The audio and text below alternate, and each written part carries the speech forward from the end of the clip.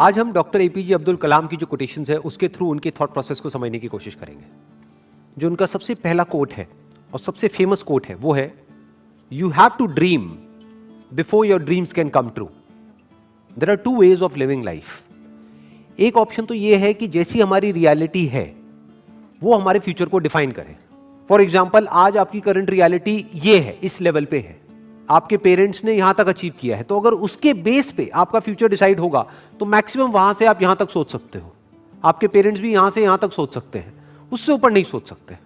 But अगर हम चाहते हैं कि हमारा जो फ्यूचर है वो प्रेजेंट से और पास्ट से बिल्कुल अलग हो, तो उसके लिए ड्रीम्स की जरूरत है, उसके लिए इमेजिनेशन की जरूरत है कि वो इमेजिनेशन आपको भगाए, ना कि आपकी जरूरतें या आपकी मजबूरियां आपको भगाएं। और इमेजिनेशन की खास बात क्या है, आपके हाथ में पूरा कंट्रोल है कि आप कहां तक सोच सकते हो, आप कहां तक इमेजिन कर सकते हो। उसका आपकी रियलिटी से कोई कनेक्शन नहीं है। हो सकता है आप एक ऐसे बैकग्राउंड से हो जहां से कि वो इमेजिनेशन दूर दूर तक मैच नहीं हो रही है। और उसका सबसे बड़ा एग्जाम्पल कौन है? Doctor APJ Abdul Kalam. पहले तो एक इतने छोटे से गांव से निकल करके एक इतना बड़ा साइंटिस्ट बनना, और उसके बाद में भी इस कंट्री के प्रेसिडेंट बनना। लाखों करोड़ों स्टूडेंट्स के लिए वो एक आइडल हैं आज भी। अगर जिस बैकग्राउंड से वो आए, जो उनकी रियलिटी थी, अगर उसके बेस पे उनका फ्यूचर डिसाइड होता तो कभी भी वो इसका 1% भी अचीव नहीं कर पाते जो उन्होंने अचीव किया। लेकिन जो भी कुछ उन्होंने अचीव किया वो किया अपनी ड्रीम्स के बेस पर। और अगर ध्यान से उनकी लाइफ को ऑब्जर्व करोगे तो कभी भी उनका सपना ये नहीं रहा कि मुझे ये पाना है, मुझे वो पाना है, मुझे वो पाना है, मुझे वो पाना है, क्योंकि ये सपना तो आपको भिखारी बना देता है। उनका सपना हमेशा से ये रहा है कि मुझे ये करना है, मुझे ये करना है, मुझे ये करना है, मुझे ये करना है, अब ये कर लिया, अब ये करना है, अब ये कर लिया, अब मुझे ये करना है, अब ऐसे कॉन्ट्रीब्यूट करना है, अब ऐसे शेयर करना है। इनफैक्ट एक आदमी की असली पहचान इससे नहीं होती कि उसको कितना मिला है, क्योंकि अगर इसी से होती तो सबसे ज्यादा लाइफ में किसको मिलता है? एक भिखारी को। पूरी जिंदगी सिर्फ मिलता ही मिलता है। तो एक आदमी की असली पहचान इससे नहीं होती कि उसको कितना मिला है, बल्कि इससे होती है कि उसने क्या दिया है। तो अगर उनकी लाइफ को आप ध्यान से ऑब्जर्व करोगे तो आप एक ही चीज नोट करोगे कि उन्होंने सिर्फ दिया ही दिया है। बड़ी सिंपल लाइफ जी है उनकी लाइफ को अगर आप ऑब्जर्व करोगे, बहुत ही simple life, down to earth life. और लाइफ का सिर्फ एक ही मिशन रहा है कि किस तरीके से मैं कंट्रीब्यूट कर सकता हूं, किस तरह से जो आने वाली जनरेशन है उसको इंस्पायर किया जा सकता है, किस तरह से बच्चों के अंदर जो एक स्पार्क है जो हर बच्चे में होता है उस स्पार्क को इग्नाइट किया जा सकता है। यही उनकी पूरी लाइफ का मिशन रहा है। ऐसी लाइफ कैसे पॉसिबल हो पाई? On the basis of dreams, on the basis of imagining the future as he wanted. In fact जानवरों में और इंसानों में सबसे बड़ा फर्क यही है। जानवरों को उनकी जरूरतें भगाती है, उनकी मजबूरियां भगाती है, उनकी भूख भगाती है। बट इंसान होने का असली मतलब यह है कि आपको आपकी जरूरतें ना भगाएं, बल्कि आपकी सोच भगाए, बल्कि आपकी ड्रीम्स भगाए, बल्कि आपकी इमेजिनेशन भगाए। आप फ्यूचर को खुद इमेजिन करो, जैसा फ्यूचर आप चाहते हो अपने लिए, और फिर उस फ्यूचर को क्रिएट करो। That is the power of being human. इसीलिए कहा जा रहा है you have to dream before your dreams can come true. तो मैंने अपने अलग अलग सेशंस में कई बार ये बात बोली है, लेकिन ये बात इतनी इंपॉर्टेंट है कि एक बार और बोलनी बनती है यहां पर। 90% से ज्यादा लोग लाइफ में इसलिए फेल नहीं होते हैं कि वो कुछ बहुत बड़ा सोचते हैं और उसको अचीव नहीं कर पाते हैं। वो इसलिए फेल होते हैं क्योंकि वो बहुत ही छोटा सोचते हैं और उसको अचीव कर लेते हैं, यानी कि उनकी ड्रीम्स होती ही नहीं है। लोग इसलिए नहीं फेल होते हैं कि उनकी बहुत बड़ी ड्रीम्स थी और वो पूरी नहीं हुई। लोग इसलिए फेल होते हैं क्योंकि एक्चुअल में उनकी कोई ड्रीम्स थी ही नहीं। Next quote is, man needs his difficulties because they are necessary to enjoy success. इस कोटेशन की जो डेप्थ है वो वही समझ सकता है जिसने एक्चुअल में बहुत बड़ी सक्सेस लाइफ में अचीव करी हो और जिसने बहुत बड़े बड़े फेलियर्स भी देखे हो। बिल्कुल इसी तरीके से यहां पर क्या कहा जा रहा है कि पानी की इंपॉर्टेंस सिर्फ वो आदमी समझ सकता है जो कभी प्यास से तड़पा हो।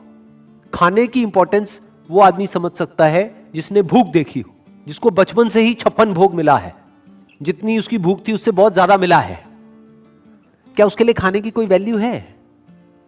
बट जो आदमी 2 दिन से भूखा है उसको आप कुछ रूखा सूखा भी दोगे तो उसकी क्या वैल्यू है उसके लिए, वो सिर्फ वही आदमी जानता है। ऐसे ही सक्सेस का मतलब सिर्फ वो आदमी समझ सकता है जिसको सक्सेस मुश्किल से मिली हो, जिसके बाप ने कुछ किया और करके एक लेवल तक पहुंचा और उस बच्चे को ले जाकर के कुर्सी दे दी और वहां पर बिठा दिया। वो कभी नहीं समझ सकता कि सक्सेस का मतलब क्या है। इनफैक्ट सक्सेस को वही आदमी डीपली इंजॉय कर पाएगा और ज्यादा टाइम तक इंजॉय कर पाएगा जिसको वो सक्सेस बहुत ही मुश्किल से मिली हो, जो उसके लिए बहुत तड़पा हो। इसको आप इस तरीके से कह सकते हो कि एसी का मजा एक्चुअल में किसको आ सकता है? जिसने गर्मी को फील किया हो, जिसने गर्मी को एक्सपीरियंस किया हो। जैसे मुझे अपने एक बचपन की एक बात याद है, when I was I think around 8 to 10 years old, तो हमारे घर में पंखे होते थे। तो हमारे एक रिलेटिव होते थे, उनके घर में एसी लगा था। उस वक्त एसी बहुत कम घरों में होता था, आज तो कॉमन हो गया है। मुझे अभी भी एग्जैक्ट याद है वो फीलिंग, जब मैं उनके घर जाता था तो वो जो एसी वाला कमरा था, जैसे ही उसका गेट खोलता था और वो हवा पड़ती थी, ये अंदर थोड़ी देर के लिए बैठने को मिल जाता था, तो क्या फीलिंग आती थी वो मैं ही जानता हूं। That was like heaven on earth. जबकि देखा जाए तो क्या है कि एसी तो है। अब ये फीलिंग क्या कभी उस बच्चे को मिली होगी जो पैदा ही एसी में हुआ? तो मुश्किलों से डरो मत, मुश्किलों को अपना दुश्मन मत समझो। मुश्किलें आपकी एक्चुअल में दोस्त है, क्योंकि जितनी ज्यादा आपने मुश्किलें सही हैं, जितने ज्यादा आपने फेलियर्स देखे हैं, उतना ही ज्यादा आपको मजा आने वाला है जब आपको सक्सेस मिलेगी। मैंने ओनली सोचा कि अगर अच्छा मैं 1 घंटे में अपने 2 चैप्टर्स कंप्लीट करूंगी, बट 15 मिनट्स में मैं इतनी ज़्यादा बोर हो जाती हूँ कि अब नहीं करना। मतलब ये है कि जो लेजीनेस का एक कॉज जो आपने यहाँ पे वर्ड यूज किया, दैट इज बोर हो जाती हूँ। Is boredom the cause of laziness? कि जब हम कुछ बोरिंग करते हैं तब हम लेजी होते हैं, या जब कुछ इंटरेस्टिंग करते हैं तब भी हम लेजी होते हैं?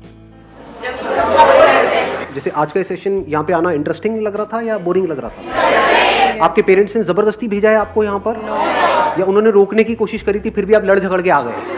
हुआ होगा ऐसा भी किसी न किसी के साथ में, पिट पिटा के आए हैं, चाटे वाटे खा के आए हैं, व्हाटएवर। नींद कितनों को ढंग से नहीं आई? मतलब एक्साइटमेंट था, सुबह अपने आप अलार्म से पहले उठ गए। तो क्या हमको समझ आ रहा है, जिस काम में हमारा इंटरेस्ट होता है वहां पे हम कभी लेजी नहीं होते। और ये भी हो सकता है कि आपको कुछ इंटरेस्टिंग लगता है लेकिन मुझे बोरिंग लगता है, तो जैसे ही मेरे से वो काम करवाया जाएगा तो वहां पर मैं लेजी हो जाऊंगा। तो इसका जो कनेक्शन है बोर्डम से है। जैसे एक बीमारी होती है ना, उसके कुछ सिम्टम्स होते हैं, ये कॉज नहीं है बीमारी का। जैसे फॉर एग्जांपल आपका पेट खराब हो रहा है, तो वो सब सिम्टम्स हैं जो भी कुछ हो रहा है। बीमारी का जो कॉज है वो कुछ और है। अगर उस कॉज को हम समझ लेते हैं तो there is a strong possibility दोबारा से वो सिम्टम्स आने बंद हो जाएंगे। लेकिन अगर हम सिम्टम्स को ही ट्रीट करने की कोशिश करते हैं तो हर थोड़े दिन बाद वो आते रहेंगे जब तक कि कॉज वहां पर पड़ा हुआ है। तो आपको देखना है कि आप कॉज को ठीक कर रहे हैं लेजीनेस के, या सिम्टम्स पे काम कर रहे हैं। वो पता कैसे लगेगा? जैसे ही एक्सटर्नली कोई मोटिवेशन आता है, यानी मेरी वीडियो देखी या कोई एनर्जेटिक सा गाना सुना, कर हर मैदान फतेह और ये वो, आपने कहा अब तो फतेह करके ही रहूंगा। मतलब भैया यही तो गाना चाहिए था, मिल गया। हाँ, और सुना गाना या मेरा कोई सेशन देखा, एकदम से एक्साइटेड हो गए, एकदम से चार्ज अप हो गए, लेकिन उसकी थोड़ी देर बाद बैक टू नॉर्मल। तो इसका मतलब क्या है? आप सिर्फ सिम्टम्स पे काम कर रहे हो, और अगर बार बार ये काम करते भी रहो तो इससे कुछ होने वाला नहीं। ये टेम्परेरी सॉल्यूशन है। देखोगे थोड़ी देर के लिए चार्ज अप हो जाओगे, फिर वापस से back to normal, back to normal, back to normal. दूसरा क्या है? परमानेंट। अगर आप इसके कॉज को अगर आपने पकड़ लिया है तो, कि एक्सटर्नली चाहे आपको कोई आकर के बोल रहा है कि मत करो मत करो, लेकिन आपके अंदर से आ रहा है कि नहीं, I am on the right path. ये बोले, वो बोले, वो बोले, कोई भी मुझे बोले, चाहे पॉजिटिव चाहे नेगेटिव, उससे फर्क क्या पड़ता है? मुझे करना है तो करना है। अब आपके ऊपर लेजीनेस हावी नहीं हो सकती। तो अगर ऐसा हो जाए तो काम हो गया। प्रॉब्लम क्या है? बेसिक जो ह्यूमन साइकी है, वो प्रॉब्लम ये है कि हमें कुछ करना ना पड़े, बस बैठे बैठे हमारे सारे काम हो जाए। कि सर ये जो आप बता रहे हो, विजन, ये वो, ड्रीम को, इसके लिए बहुत कुछ करना पड़ेगा, कोई ऐसा रास्ता बताओ जो शॉर्टकट हो। तो इसके लिए ये जो बातें मैं कर रहा हूँ, इसको समझने के लिए आपके अंदर सेल्फ रिस्पेक्ट होनी चाहिए। जिनके अंदर सेल्फ रिस्पेक्ट होती है वो कभी भी आलसी नहीं मिलेंगे आपको। सेल्फ रिस्पेक्ट का मतलब क्या? कि मैं 18 साल से ऊपर हो गया हूं। आप में से कितने जो 18 साल से ऊपर हैं? हाँ, सारे हैं। तो दैट मीन्स कि अगर आपके अंदर सेल्फ रिस्पेक्ट है तो अगर है तो क्या आना चाहिए अंदर से? कि मुझे बैठे बैठे नहीं खाना है अपने माँ बाप का, फ्री में मुझे कुछ भी नहीं चाहिए, 1 रुपए भी नहीं चाहिए किसी से भी, चाहे वो मेरे माँ बाप हो चाहे कोई भी हो, अपने बेस पे कुछ करना है। ये सेल्फ रिस्पेक्ट हमारे अंदर होनी चाहिए। ऐसी बहुत कम लोगों में मिलती है। कहीं पे भी कोई ऑफर निकाल दो जहाँ पे ये बोल दो कि हाँ ये लकी ड्रॉ है, अरे लाखों लोग इकट्ठे हो जाते हैं कनाडा, सब भिखमंगे भरे पड़े हैं। ये कैसी सोच है?